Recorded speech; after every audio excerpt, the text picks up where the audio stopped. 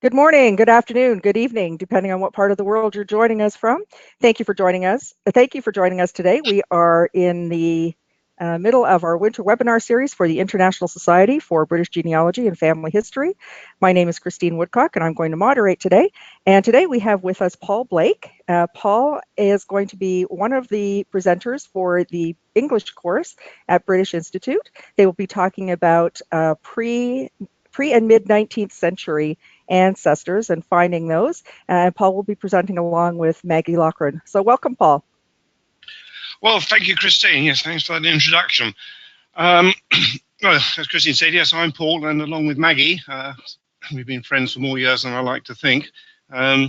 We'll be over in October, so running this English course for the British Institute. Right, let's start going through the slides. Is anything going to happen? Yes, there we go. Good. Right, it's working just as well. Well, as Christine said, yes, welcome from wherever you are. It's 4 o'clock for me in the afternoon. I live in southwest London, more precisely in Wimbledon. And on your screen you should see a sketch that I did a few years ago of Wimbledon Village. I didn't know I was so talented. I think I've lost all that talent since then, but there we are. A few more people you normally get wandering through the village and you see there, and a few more cars, particularly during the tennis fortnight, which of course Wimbledon's famous for. People usually ask me at this point if I play tennis, and I can assure you that I don't. So, although I have been a few times, it's very exciting down there. I thought what I'd do is to just start with a little bit about myself and about Maggie. But as you've hopefully got the handout, or got access to the handout at least, which we produced, our full biographies are all on there, so you can read that at your leisure. Here's Maggie. She lives in Coventry, up in the Midlands, as it's called the Midlands, if you don't know, because it's, well, in the Midlands, it's in the middle of England, sort of halfway up. Not too far, Coventry, from England's second city, Birmingham, or Brum, as it tends to be pronounced locally. What's Coventry known for? Well, it's known for, I suppose, the devastation during the Second World War, heavy bombing. It's destroyed great chunks of Coventry, and of course, particularly its cathedral. Much of what is known about Coventry, both by people who live in this country and overseas, is the fact that its ancient cathedral was destroyed, completely destroyed by enemy bombing, and then magnificently rebuilt, new modern building during the 1960s. Maggie is from Leicestershire, initially a little bit to the east of Coventry. Her father was Irish, and so she has great Irish interests and a lot of Irish knowledge in her background. Her mother was a local girl, so she has a mixed heritage, you might say. Both of us have been teaching and lecturing for many years, including in North America, and luckily for us on cruise ships occasionally. That's a few years ago. Unfortunately, that sort of dried up a bit in recent years. And Christine was asking me earlier if we'd done the English course before at the British Institute, and the answer to that is yes. We were there in 2013, and a really good time we had. It was really excellent. One of the best sort of teaching sessions I think either of us have ever done. The crowd that were there, and I'm sure you would all be the same, were really active, proactive, asking lots of questions and getting involved. So it was a really exciting time and a really good week. And following that, we went down to Arizona and then on to Pittsburgh. That's a bit about Maggie. Anyway, myself, I always wonder when PowerPoint doesn't work initially, don't you? Myself, well, as I say, I live in Wimbledon. In fact, I was born in Wimbledon. I'm a bit boring. I was actually born probably less than a mile from where I now live. And I've been a professional researcher. I was earning money out of it for about 25 plus years, although I probably started researching in my own family maybe 45, 50 years ago. So I've been at it a long time. I'm president of the East Surrey Family History Society, presidents here are slightly different to presidents in North America. It's more like a patron rather than a chairman, I suppose. And I'm a fellow of the Society of Genealogists. My interests, I suppose, specialized interests. Both Maggie and I think we call ourselves generalists. But I think my special interests are London research. And a bit of an odd one, Gibraltar research, one of the British overseas territories, I'm sure you know, just south of Spain. And I think I'm almost the only specialist in Gibraltar. So if anybody out there is interested in Gibraltar, I'm more than happy to help. Anyway, as I say, full details of us, Maggie and myself, are all on the handout. So that's about us. So I suppose I better move on now and start telling you what we hope to be able to impart in this 5 days in October. 5 days of morning sessions of teaching, I suppose, or dialogue, whatever you want to call it, seminars, and 5 days of afternoon sessions held over in the Family History Library. The way we thought we'd arrange it, similarly to what we did back in 2013, which seemed to go down quite well, was to break each of the sessions, the morning sessions, into two separate sessions, two separate linked sessions at least. But within those, we'll be talking about a whole variety of relevant records, not only the records themselves, but how you can access them, the websites and books and all the rest of it, everything to help you actually use the material we'll be talking about.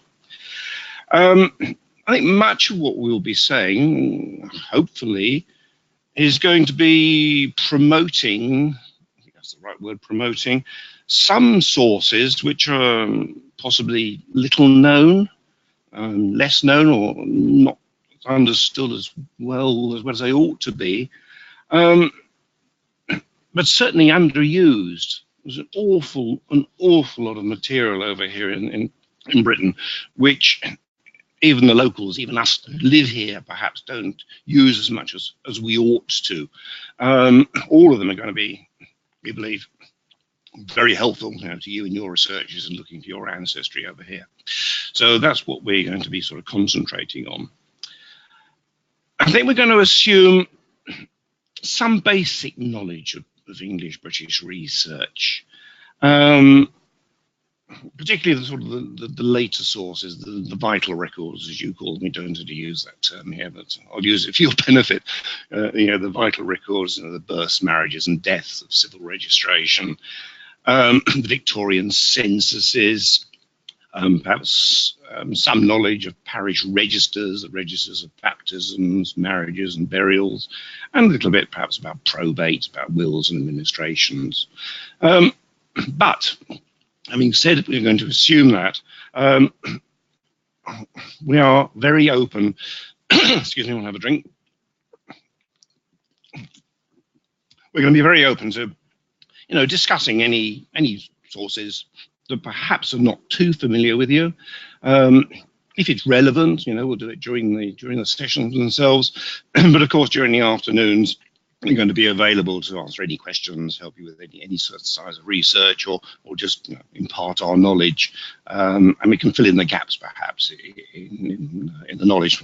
If there are things which we're saying which perhaps are not terribly clear to you, so there's going to be plenty of opportunities, for you to get out of us anything you really want to know. All right, I'm just going to start off by really going to the headlines of what we're going to be doing each day, and then I'll fill in after that in a bit more detail so you can get some idea of what each day is going to consist of. So let's say these are sort of main headings. Generally speaking, I say each day is going to be split into two. Usually, what it's going to be that I'll do one of the halves, and Maggie will do the other half.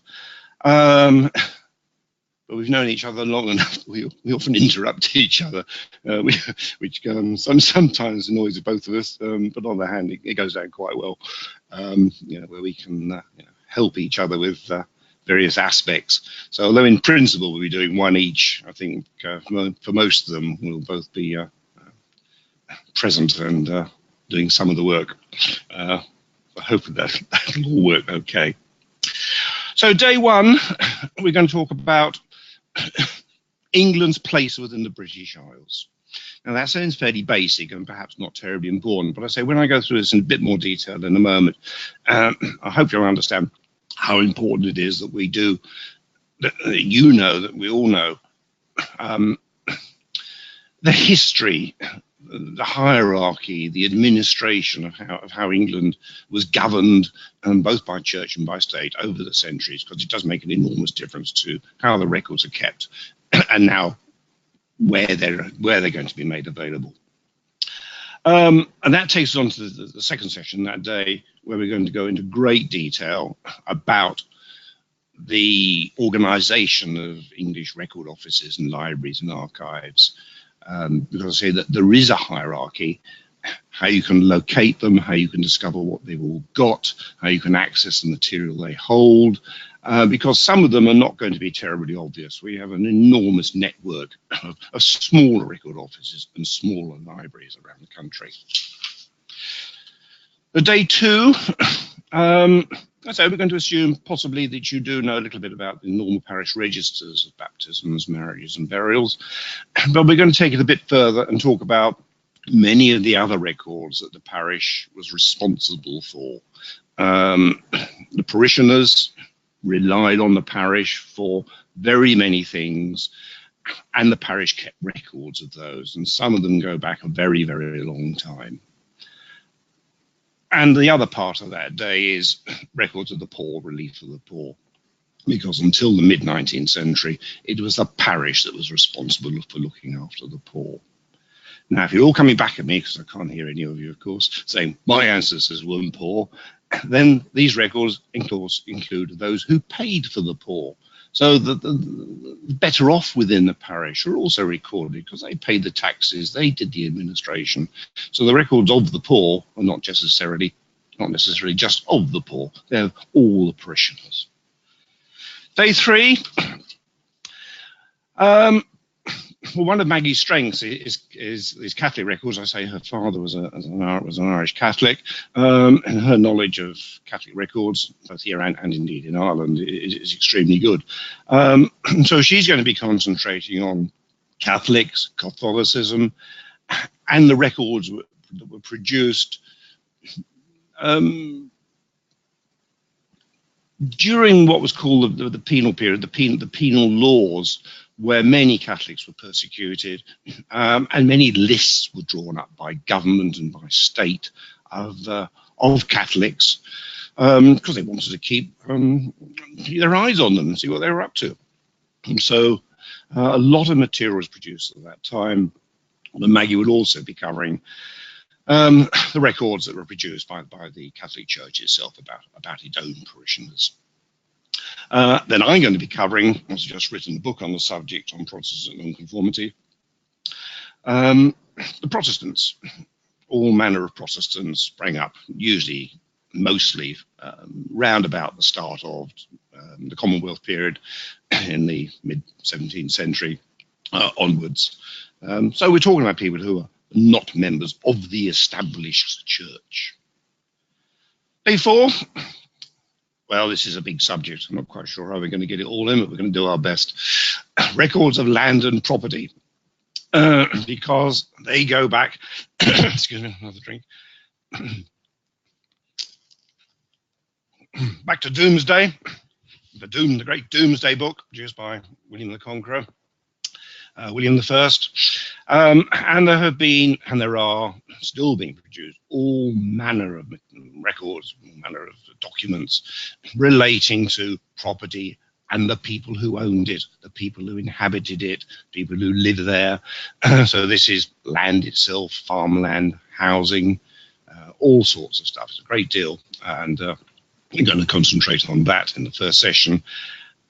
And then it is linked because many of the land records, many of the people who own property at least, are going to be, or inhabited property, as everybody did, of course, everybody lived somewhere, are going to appear in various listings, population listings that were created. So I'll say a little bit more about that last one in a moment when we get to it. And the final day, well, a day out in London, as I'm calling it, I think when I suggested this to Maggie, she said, well, yes, but how many people actually had ancestors who lived in London? My immediate reaction was most. But I see her argument. And so we split it again into two. The first half is really concentrating on the people who did actually live there, and the records are created by them and about them. And the second half is going to be concentrating on, there's an enormous overlap, I have to say, between these two. Those who passed through the capital because they were about to leave for somewhere else, or they came to the capital, they came to London because they were involved in a court case, or they came to London to be trained. So it's a day in London, many aspects of it, and I think there'll be quite a number of record sources which we'll be talking about, which are little known. In fact, I'm going to concentrate certainly in the first half on records which are less known than the standard records, the standard vital records, which most people do know about. So that's what we're going to do as overviews, but I thought perhaps now we want to go into a bit more detail. Perhaps first I should say, I think I've already intimated it, that we are, both Maggie and myself, pretty adaptable. Pretty laid back, and we don't want to be too formal when we give our presentations, give our talks. I think the best seminars are the ones where there is a dialogue between the audience and the teacher, and we don't want to stand there and talk at you. We're going to have lots of examples. We're going to have hopefully time to actually do some live searches, live research, or talk about your own questions, your own families, your own ancestry, how you might find a little about them, related to the subject we're actually talking about at the time. Certainly, during the sessions themselves in the mornings, as I've already said, of course, in the afternoon sessions over in the Family History Library. So yes, we like dialogue, we like talking to people, and we like people talking to us and answering lots of questions. Happy to be interrupted at any time, go down some avenues and side paths, as long as they're relevant. We'd always come back to the main subject. But there's no point in us standing there talking at you and you're scratching your head saying, yes, but if only I knew what that was about or this is about. So we like being questioned, and we like moving away from the main subject if it's relevant. All right, let's go in a bit more detail then about day to day. I'm going to read a bit of this so as not to miss anything out. So England's place within the British Isles, as I said, centuries and centuries of history. United Kingdom, we tend to be known as the United Kingdom, more correctly, the United Kingdom of Great Britain and Northern Ireland, given its full title. And people do often misunderstand what that means. It's not the same as Great Britain. It's not the same as the British Isles. It's not the same as Britain. They are different. They're different now, and they've been different over the centuries. Boundaries have changed, definitions have changed.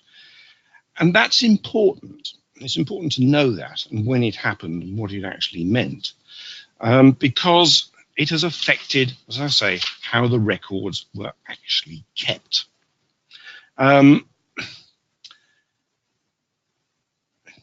Great Britain was not the same thing over all the centuries. United Kingdom is not the same thing over all those centuries. For example, we talk about Scotland and Ireland and Wales and England.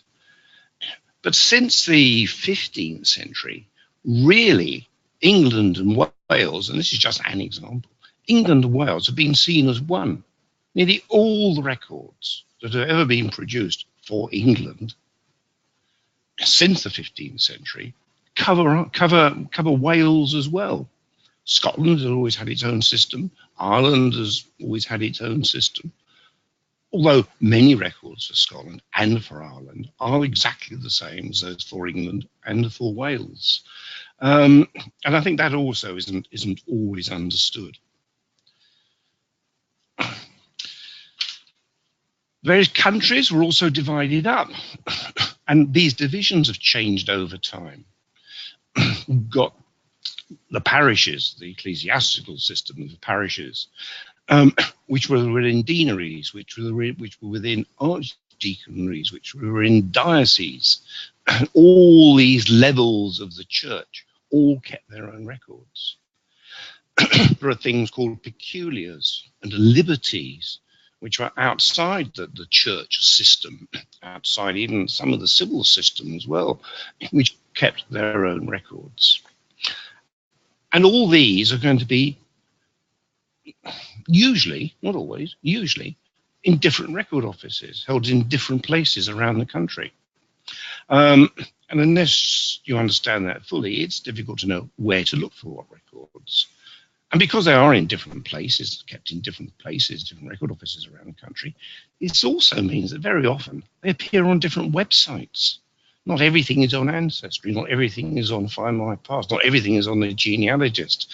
Much of this material is sort of split between them all, although there is overlap between some of these websites.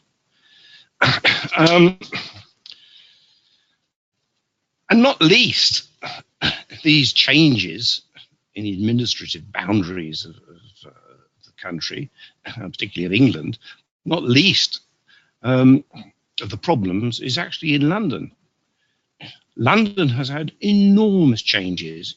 What is London? I mean, very often when I do talk about London, I ask people that ask me where our ancestors are from in London. And they'll come up with some examples and say, oh, they're from Southwark, or they're from Edmonton, they're from Bermondsey, or they're from Stepney. And then I say, yeah, but that's not London. None of those places are in London. They are now. They are since the late 19th century. But the period in which you're doing your research, none of those places are in London. And so, yet again, that affects where the records, the original records, are kept, in which record office they're kept, as a consequence of which websites they're kept, and as a consequence on how you actually access material and use it. You may be looking in the wrong place for what you're after. London, so we're doing a session right at the end on London, and that will be covered a little bit in this session and a little bit in the last session as well. And I say, we think that it's really vital to understand record keeping, the nature of record keeping in England and in Wales, and indeed the rest of Britain as well. You can't necessarily do these things in isolation. To talk about all these aspects of record keeping and administrative boundaries, whether they're civil boundaries or church boundaries, to get a really full understanding of record keeping and therefore how you access the material, say not least London. So then the second session on the first day, we're going to actually look at those record offices in much more detail. It's a sort of hierarchy we have here. You've got the National Archives, the head, just as you have in the States. We don't have branches of the National Archives. We just have the one in Kew, just outside London. But then at a county level, and I'm sure you all know, your counties, our counties at least, are quite different to your counties, certainly in the United States. All the counties have their own record offices specializing material, all sorts of material, parish records, land records, all the things we'll be talking about, which are kept at a county level. And then below them, there are local studies libraries. They come in all sorts of guises. Sometimes they're called local archives, heritage centres, all sorts of names. But certainly every town has one. For London, each of the London boroughs, so several dozen local studies libraries covering London. In fact, London, some boroughs have more than one local studies library. Regrettably, I think hugely underused even by us Brits over here. But the material which they can hold, the local material which they can hold, perhaps on businesses, on housing, photographs, maps, plans, all sorts of stuff of a local level, absolutely invaluable in doing really in-depth research into genealogy. You'll notice I say genealogy, not genealogy. You'll have to get used to it, sorry.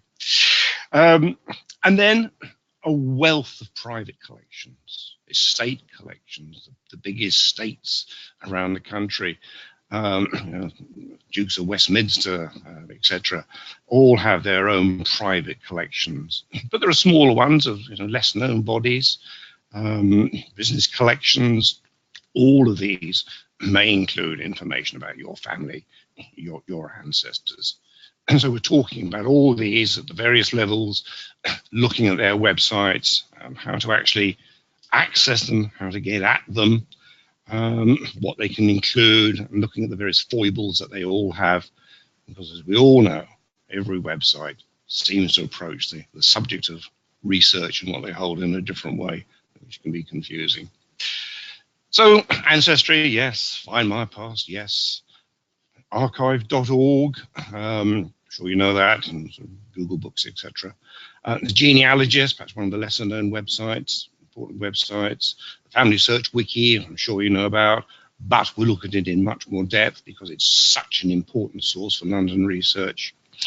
And we'll have a really good look at the Find and Archive site. Now, this is a site which is run by the National Archives, but it helps you identify archives around the country and indeed some overseas, which hold records relating to Britain. Concentrate on England, obviously, because that's what the overall title of the course is, but we'll show you how to use Find and Archive and how it leads you to all these other websites and record offices, etc., around the country. So that's day one out the way. What's day two going to bring you? Well, I say records of the parish. Records created by the parish about the parishioners. We'll have a look at parish registers, overview of parish registers, but we're going to concentrate on the other records that the parish produced about the people who lived there. Accounts created by the church wardens, full of names, payments, usually payments to people for services rendered, payments to the rat catcher, payments to the local constable perhaps, payments to all sorts of people who actually did work for the parish, lists of names. The vestry minutes, similarly, people mentioned in the vestry minutes because they were doing something for or had problems with, or the parish had problems with them, and their names can appear in the vestry minutes. Poor law administration. Well, we're going to talk about poor law in a bit more detail in the next session, but the parish administered the poor law up until 1834, and records which we will talk in a bit more detail, I'll say, in the next session, will appear in the parish chest. The tithe. Well, the tithe was a rate, I suppose you call it, a tax that was collected by the church on the parishioners. A tenth of their income, a tenth of the profit every year went to the church, and there are records of those payments and those who were eligible to pay, and the payments that were received, particularly following the 1836 Tithe Commutation Act, when all things changed, and the tithe records, nearly every parish has records, maps, tithe assessments relating to the parishioners within the parish, and lots of other things as well, which we'll be talking about in this session. So, linked to that, I say the church was responsible for looking after the poor before 1834. From the time of Queen Elizabeth I in the late 16th, early 17th century, there were a whole series of enactments, a whole series of statutes created by government and by state, which I was going to say authorized, but actually it made the parish do certain things, made the parish legally responsible for the poor, not only to look after them, either by excuse me, putting them to work or by giving them payments, money payments, so they could live. But it also dealt with matters of illegitimacy. The parish didn't really want to pay out for people, pay out for illegitimate children, if they could track down who the father was and get him to pay. So there are things called bastardy orders. The rules about who the parish was responsible for were very strict. The parish was only responsible for looking after its own, not for anybody else who might have wandered into the parish at some point. They only needed to give relief to its own parishioners, and therefore there are records of those who were legally settled within the parish. Settlement certificates, and likewise, if they weren't legally settled and the parish wasn't going to pay for them, wasn't going to look after them if they became destitute, then they were able to throw them out, remove them from the parish to the place where they were legally settled. And so there are removal orders. And for the poor young, the children of paupers, perhaps the orphans, or only one parent, whatever it may have been, children who were in need, the parish was authorized to apprentice those children out to learn a trade. All very sensible, you may think, and so it was. And on the whole system did work very, very well. Things did change in 1834 because this parish gave up, which was relieved, if you like, of its responsibility to the poor, and the state took over.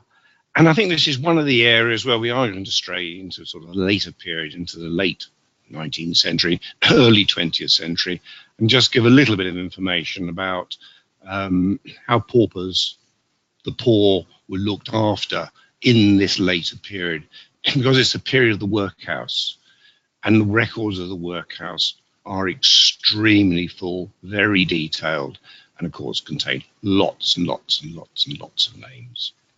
I should have said earlier, of course, all the talks that we're giving, all these presentations, lots of examples, lots of illustrations.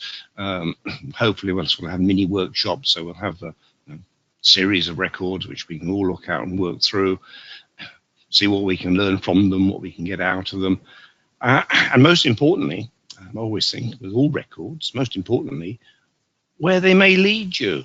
I always think, any document, whatever it is, whether it's a birth certificate or whether it's a settlement certificate, it is what it is. It is telling you, about that person, about that situation at that moment.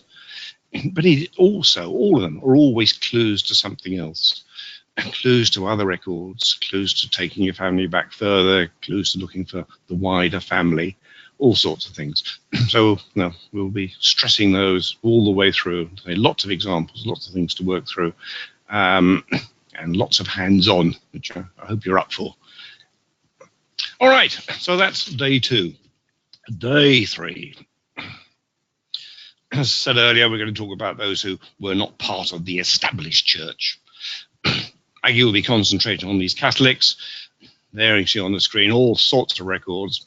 The church itself and its church and mission registers about the Catholic parishioners.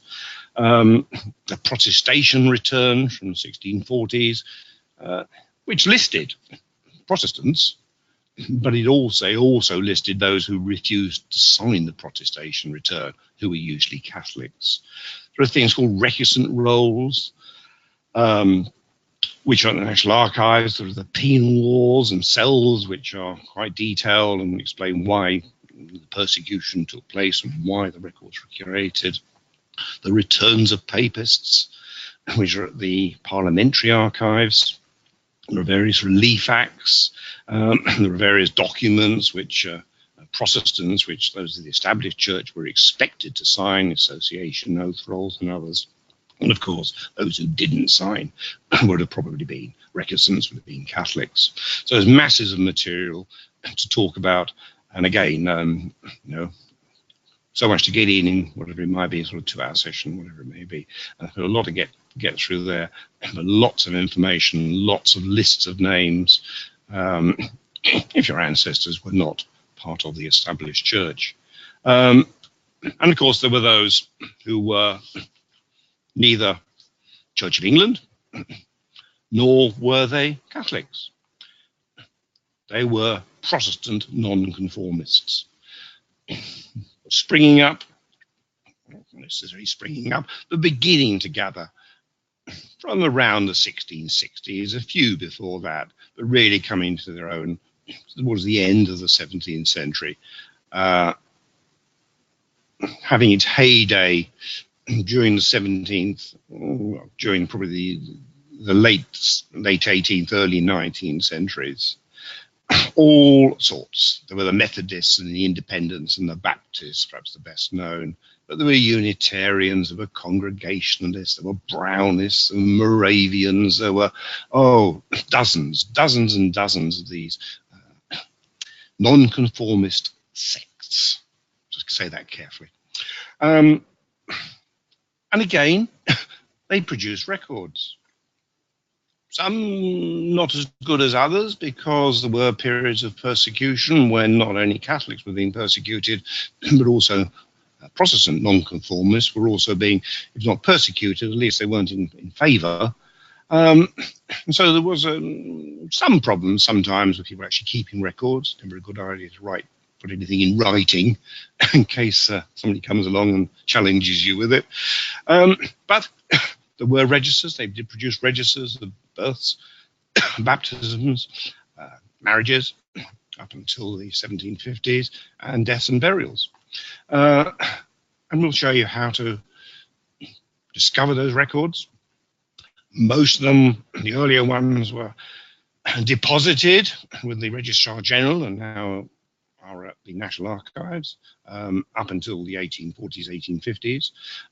But all the ones since then, and indeed even some earlier ones, are now mostly held locally in local record offices. And we'll show you how to access those, how to find them, and how to make the best use of them. I think it's fair to say, I always say this, and I think it's true, you're going to be exceptional if you trace your family back in England, and particularly in Wales, and you don't find somebody who was a Protestant nonconformist. Because nearly every family had a branch who were one of these main groups. They left the established church, became a Baptist or whatever, or perhaps just for a few years, maybe a generation or two, changed their minds, were fed up perhaps with the teachings of the local vicar, the local rector, looking for something different, perhaps a little bit more regimented, perhaps a little less regimented, depends on their own beliefs, their own attitudes to the church. And therefore they may have, say, left the established church and perhaps joined one of these nonconformist groups. And if you can't find the records of your ancestors in the established church, in the standard parish registers, baptisms, marriages, burials, then perhaps you should be looking elsewhere. Although you may have no previous indication that they were a Swedenborgian or a Moravian, perhaps you should be looking there. And I haven't mentioned Quakers, of course. Quakers, one of the big nonconformists. I don't think they call themselves nonconformists. They were, in a sense, a separate church. But we'll be covering those as well, and telling a little bit about Quaker records, which are, without any question, the best records kept. They were and are exceptional. If you had a Quaker, they will be in the Quaker records without any shadow of a doubt. So we'll be talking about Quakers as well. So there we are, day 3. Day 4, over to land. Land and property. Going back to 1086, to Doomsday. Interested if anybody has traced their ancestors back to Doomsday, back to that sort of date. The Doomsday Book, created by William the Conqueror, William I, William the Bastard, as he was known. 1086 really is the first time that a national census, if you like, of land holdings was taken. Land then belonged to the crown, and anybody who held land held it from the crown. They were known as tenants in capite, tenants in chief of the crown. And that changed over the centuries as time went on. Land became freehold of many people, and the crown itself lost its principal interest.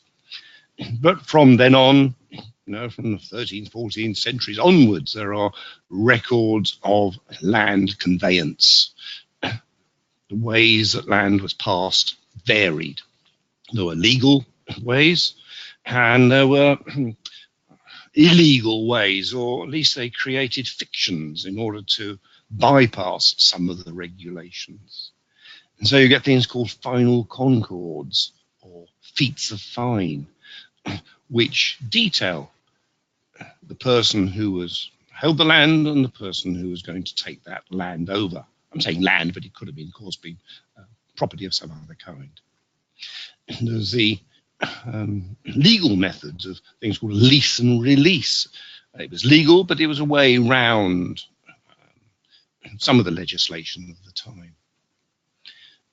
There are deeds of all sorts, and record offices around the country are full of this material.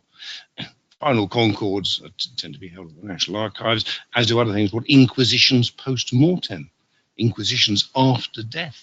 This is where the crown still held an interest and wanted to know where, when somebody died, who was going to inherit it, because they could find them, get some money out of them. And these records are extremely comprehensive and very detailed. Not the easiest things to read, I have to say, but quite a lot of work has been done on them.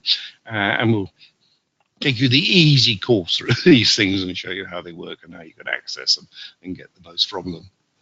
And then, of course, there's the manor, this system that we had in England and Britain in general, the manorial system, where the country was broken up into thousands, tens of thousands, smaller areas, the manor, run by the lord of the manor, and within the manor, the lord was... Paul? Yes, Paul, Christine. your sound keeps going out. Oh, does it? Okay. Yes, sir. Are you okay now? Yes, we are. Okay, I'll carry on. Interrupt me again if it goes down. Cheers. Thank you. Okay, thank you. Yes, so I was saying we have the manor, the manorial system within England, where the lord of the manor was responsible for everything that happened within it, and that included the freeholds and the leaseholds and the copyholds, various ways in which the manorial tenants would have held their parcels of land, sometimes very small, sometimes much larger, and all those, the way that land was passed on was recorded within the manorial court roll. Again, very good collections from around the country. There are gaps, but on the whole, the records of the manor are very comprehensive. Again, not necessarily the easiest things to track down, but we'll take you through that. We'll look at the manorial documents register, how that is going to lead you to the records, where they are held, and how you can access them. I will say very little of this is online, and you may need to actually go and look at them yourselves or go to research to look at them.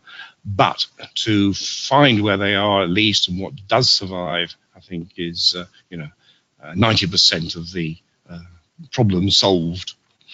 And talking of the manor, well, when we were there in 2013, we actually held a small, brief manorial court, which I think went down quite well. It was a bit of fun. Everybody seemed to enjoy it. So I think we'll do that again. We'll get somebody to be the lord of the manor and somebody to be the steward, and we'll have a few tenants. We'll play your parts. We'll have the general tenants there, all booing and hissing or shouting and screaming or whatever as the manorial court progresses. But we'll concentrate during the court on the acquisition or the passing on of land, particularly when somebody has died. Because can I interrupt again? Of course, Christine. Sorry, there's a question here. Somebody asking, what is a copyhold? Oh, copyhold. Right. A copyhold tenant is not terribly, it's not as complicated as it sounds. All it really means is that they had a parcel of land, they held some land from the manor, and it was written into the manorial court roll, and a copy of that entry in the manorial court roll they held. So they had a copy of the entry, and so it was known as copyhold land. There was just a tenancy, but it was the way it was written out on a little tiny piece of paper, and it's known as copyhold land. Does that make sense? Good. Okay. Yes, it does. It does. I love the way you're just answering your rhetorical questions. Yeah, okay. Yeah. I'm not sure it's rhetorical or not, but anyway. Yeah, sometimes these terms sound much more complicated than they really They are. That's right. Thank you. Very straightforward. So we'll have a bit of fun, and we'll hold a manorial court, and hopefully not too many people will misbehave during it. Although I think in reality, a lot of people misbehave during a manorial court, and often it is actually written into the manorial court some of the things that went on. All right. We'll probably spend a little bit of time then after that just talking about some of the more recent records, another area where we may stray beyond the mid-19th century. Particularly a very important series of records. I've already talked about the tithe. We'll talk about that perhaps in a bit more detail. The Valuation Office records of 1909, 1910. These are probably, still are, one of the most comprehensive set of records that were produced. Every property in England and Wales, and indeed in Scotland and Northern Ireland, were itemised. A record was written down about every single property, details of it, who owned it, who occupied it. Fantastic series of records if you're interested in ancestors just before the start of the First World War. The Second World War, similar survey was undertaken for farms and small holdings around the country. So we'll stray a little bit into a later period for that. Talk a bit more about the tithe, and a few mentions about things like rate books and land registration. Land registration came very late to England. It was only Middlesex and Yorkshire which had early land registration. Other parts of the country, it really wasn't until mostly until the mid-20th century before land became had to be registered. So I'll say a little bit about that as well. And then other lists of people, apart from those who appear in tax records. Maggie will take you through a whole gamut of various lists that are available. Freeman's rolls. These are lists of people who are free of the borough. They had received the city freedom, the borough freedom, usually because of their occupation, and there are lists of these. Not that common, but where they survive, they can be extremely useful. And then there were the taxes. Taxes. We can escape everything but taxes and death, I think somebody once said. And we have some wonderful taxes that were raised over here. And there was the window tax, exactly what it says, a tax on windows. There's a hearth tax, again, exactly what it says. There was a tax on hearths. These are mostly during the 17th century. There was a tax on servants. There was even a tax on hair powder.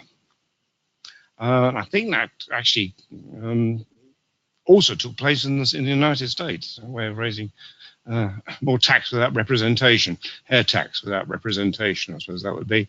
But there are other lists, there are militia lists, there are associate, there is all sorts of lists of people, putting them in their place at a particular time. I think, to be honest, they're not going to give you family relationships, but sometimes the best you can get is to have a person, have a family in a particular place at a particular time. And that's what these lists are best for. There's lots of them. Maggie will be spending that session going through those that are listed and a lot of others as well. And a few later ones as well, some other areas where we may just about stray out of the into the late 19th, early 20th century. Early census returns, the Victorian censuses from 1814 to 1841 at least, and to 1911 are well known. But there were earlier censuses from 1801 to 1831. They're not common, but where they survive, they can be extremely useful. And we'll be showing you how to find out what does survive and, again, how to access it. Electoral registers from the 1830s, poll books, before the electoral registers were introduced. Electoral registers listed those people who were eligible to vote. Poll books listed those people who voted. And more importantly, how they voted. So you can find out whether your ancestor was a Whig or a Tory. They'd have to have been fairly high up the social economic scale to appear in a poll book. Again, very useful records for putting a person, a family, in a place at a particular time. And again, from the mid-19th century, we get trade directories and street directories. So lists of people, where they lived in the street parts of the directories, or what their occupations were in the trade or commercial sections of the directories. And so, lastly, on to London.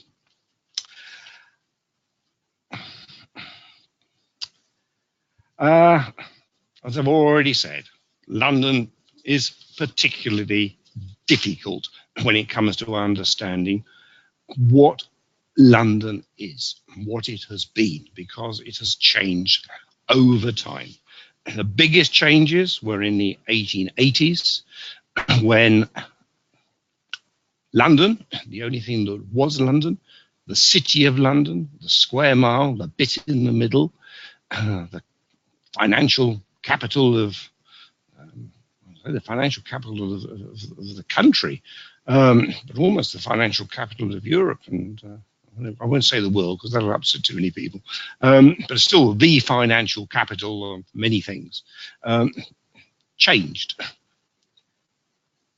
London was the City of London until the 1880s, 1890s, and then something else called London was created. The County of London, a big area north of the River Thames and a little bit south of the River Thames as well. And that affected record keeping. Records for the city are in one place, records for the County of London are held in another place. And before the County of London was formed, the counties that it replaced, partially replaced, the old counties, the ancient counties of Middlesex, of Surrey, and of Kent, their records are in 3 other places. So it's understanding how London changed is vital, absolutely vital, to understanding record keeping and where the records are kept, which record offices they're likely to be found in, and as a consequence of that, as I've said before, on which websites material is likely to be found. Not everything is going to be on one website, which is infuriating in some ways, but it keeps the professionals in London research busy interpreting exactly what clients mean when they say my ancestor came from London, because often it isn't really obvious. So really breaking London into two main sessions. As I said earlier, enormous overlap between the two, but we'll try and keep it into 2 equal-sized halves. Somebody once said of a football match over here, a game of 2 halves. I don't know what kind of halves you can get, but there we are. So the first half concentrating on Londoners, people whose home was permanently in London, people who came to London and made it theirs and their family's home and have lived there for decades, centuries, generations since. Inhabitants lists from very early times, from the 17th century. Rate books, again, almost from the same sort of periods. Rates on roads, rates on lighting, poor rates, all sorts of rate books that are produced and survive. Local censuses as well as the Victorian censuses. I'm going to say a little bit about the census when it comes to London because it has its own peculiarities and its own oddities which need explaining. wills, administrations, probate records for London are also different. The records of the poor in London are pretty good and have been very well indexed, digitized, and put on websites. Apart from the parish registers, baptism, marriage, and burial, and you have to remember that in London, in the city of London, in the square mile, at its height, there were over 100 parishes, 100 church parishes within 1 square mile. That doesn't make research easy, I tell you.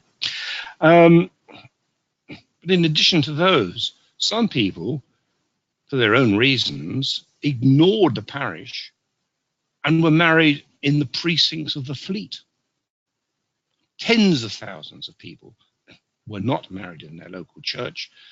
Perhaps they were underage, perhaps they were apprentices, perhaps they had run off with an heiress, perhaps the parents thought that the husband was a ne'er-do-well and shouldn't be marrying their daughter, and they would disappear to the precincts of the Fleet. The Fleet was a prison, a debtor's prison in London, and the area around it was known as the precincts of the Fleet, and they would go there and get married. And so we'll talk about those as well. So there are lots of sets of records which are unique to London or which are very different to their counterparts in other parts of the country. So we'll have a look at those. And again, lots of examples on how to access them. Oh, go back one. And there we go. Back to the very, very last session. We'll talk about people who are recorded in London records. Not necessarily people who lived in London, but people who came to London. They were immigrants, perhaps arriving. They were immigrants who were about to leave, perhaps from the port of London. There were the children who came up from all parts of the country, either as poor apprentices sent by the parish, or they were children of those parents who could afford to send them to London to be trained in the 80 or so guild or livery companies that were practicing in the city of London, to learn a new trade, to learn to be a plasterer, to learn to be a baker, to learn to be a goldsmith, to learn to be a cooper, whatever it may be. And those records of the guilds and livery companies, of course, recording Londoners who were trained and eventually became free of the company, having been through their apprenticeship, became freemen of the freemen of the company, and almost certainly then freemen of the city of London. So the Londoners who went through that, but also all those children who came from far away, possibly remaining in London. So evidence of migration, evidence of people where they came from within the records of the guilds and livery companies, and lots of other material which the companies hold. And of course, those who were tried, the criminals who came. Many people, the main courts were and still are based in London. And so if your crime was significantly bad enough, then the chances are, or there was a good chance, that you would have come to London in order to be tried and eventually punished or whatever. And maybe, of course, deported to another part of the world. And I know a lot of North Americans are in denial, but we sent about 20 or 30,000 to not only the Caribbean, but also to the colonies in North America. And so there is a chance that perhaps some of you are descended from criminal ancestors who were, before 1776, sent over to North America. And very lastly, I'll be talking about some of the special websites that are available, which list Londoners in all sorts of ways, whether they're apprentices, whether they just appear in various less usual sets of records. These have been created almost as I speak. Wonderful news website, which is called Layers of London, in which everybody is encouraged to participate. It's join it and add your information to. if you've got time, have a look at Layers of London now, just to see where it stands. And I'm sure by next October, it'll have moved on enormously. And it's going to be, I think, a very, very important website for people researching London. I'm not going to say just say Londoners, but people who are interested in London research. And there are other special societies, Special London Society, which I'm a member of a few, which again I think are worth knowing about, and perhaps at least getting their newsletters or looking at their blogs, just to tell you a little bit about London and what it was like historically, and therefore how it may have affected your ancestors. And I think that's it. You'll be glad to know. So that's the morning sessions, and as I'm sure you're all aware, in the afternoons. I think it's the afternoons this year. I know last year it was a bit different. There was a slight change, I think, in timings. But I'm pretty sure that this year, in October, the afternoons are going to be spent in the Family History Library, down in the English section, where you can do your own research. And Maggie and I will be available to help you, give you advice on what to look at, answer your questions, whether they're about subjects we've been talking about during the actual course itself, or anything else you may want to know about English or indeed British research. We'll be more than happy to help you. So, hope to see you in October. Maggie's not with me, she's up in Coventry, but I'm sure she'll be sending you her best wishes, and hope to see you in a few months' time. Brilliant. Thank you, Paul. Thank you very much. For any questions? Yes, so one of the questions was somebody had wanted to know when the British Institute is happening. So just to let people know that it's happening in Salt Lake City from October the 14th to the 18th inclusive. And you can find out more information on the Society's website. It's the International Society for British Genealogy and Family History. The short form for that is isbgfh.org. And you'll find the panel on the left-hand side of the website, and from there you'll see British Institute 2019, and you can find out the information from there. So in addition to the course information, it also talks about, or the time, it also talks about, it breaks down the courses as to what will be covered, and also a little bit more about the speakers. So somebody, Paul, is wanting to know the name of your book. Well, the one on nonconformity? Yeah. Good question. You don't have it. It is called, I'll bring it out, I've got it here in front of me. If we were live, I could show. It's called Discover Protestant Nonconformity in England and Wales.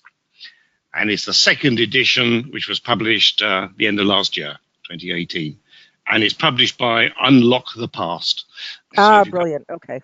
Okay, and you can get a digital version, an ebook version of it, if you wish. Right. By downloading it. So what we can do is we can also take that information. I'll post that in our Facebook group, and then, or on our Facebook page, and then people can. I'll put a link to it so they can go and look for the book themselves. On the handout itself, I think, which you've got, I did actually list the publications which both Maggie and I have produced. Some of them we did together, and some of them we've done independently. So there is a list of our publications on the handout, and that one is included. Okay, perfect. And what time frame will you be covering for? You know, like you had mentioned convicts coming over prior to 1776. Are you going to be looking at records prior to 1776 or not? Yes, absolutely. Yes. Oh, definitely.